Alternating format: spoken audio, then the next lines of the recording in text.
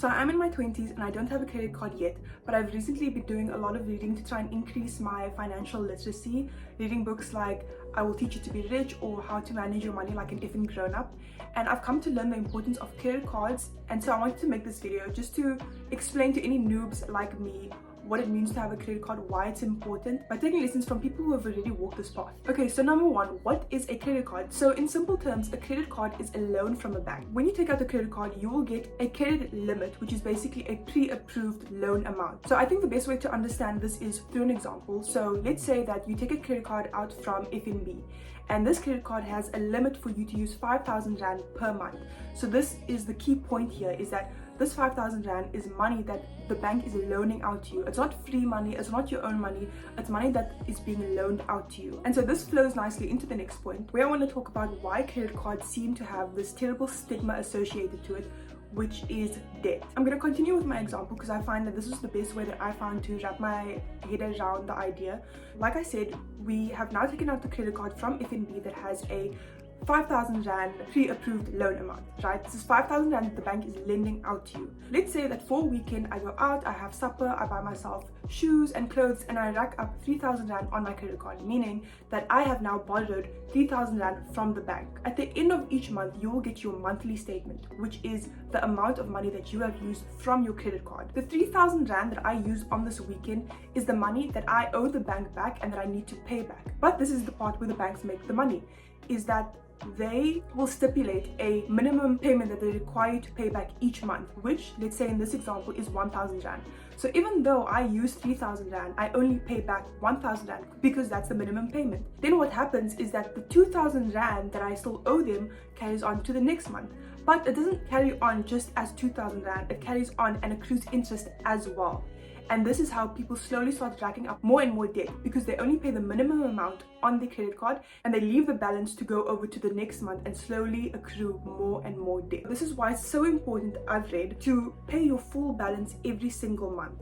So if you spend 3,000 Rand on your credit card, pay back that 3,000 Rand. And I've read that a lot of people advise to set up an auto payment system, and I've read that some people were actually bamboozled by this auto payment system because they thought that the auto payment would pay back the money that they used, but it actually only paid back the minimum payment, and so the money carried over to the next month anyways. It's important that when you set up this auto payment, to make sure that it is set up in a way where you're not only paying back your minimum payment but also the full amount of what you use on your credit card for the month. Okay, so it seems like there's a lot of technicalities that go into a credit card. Why would you want to go through all of this turmoil just for you to use the bank's money and then have to pay it back? And so as far as I've read, you would want to get a credit card for two reasons. The first reason is to improve your credit score. So your credit card actually contributes to 30% of your overall credit score.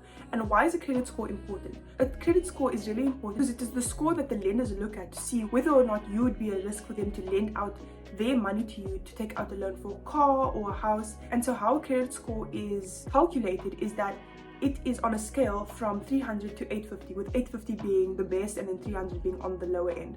So I'm going to put up a rating system on the side so you can see what is the best and what is the worst. So obviously if you have a better credit score, it just makes it easier to get credit loans and then also get a better interest rate on your loan, and also just speaks well to your credit worthiness. And so something that I just also want to touch on before I go into the second reason why you would want to get a credit card is credit utilization rate, which also contributes to your credit score.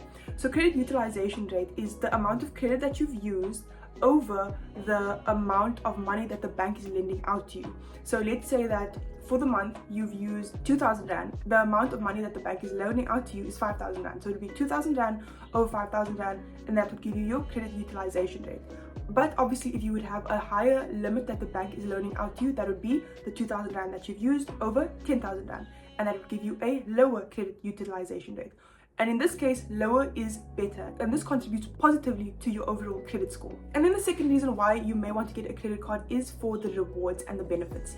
I've read tons of stories of people saying that they've received free plane tickets, all expenses paid, vacation, cashbacks, and a whole lot of perks and benefits. And obviously this depends on which financial institution that you are going to take the credit card out of.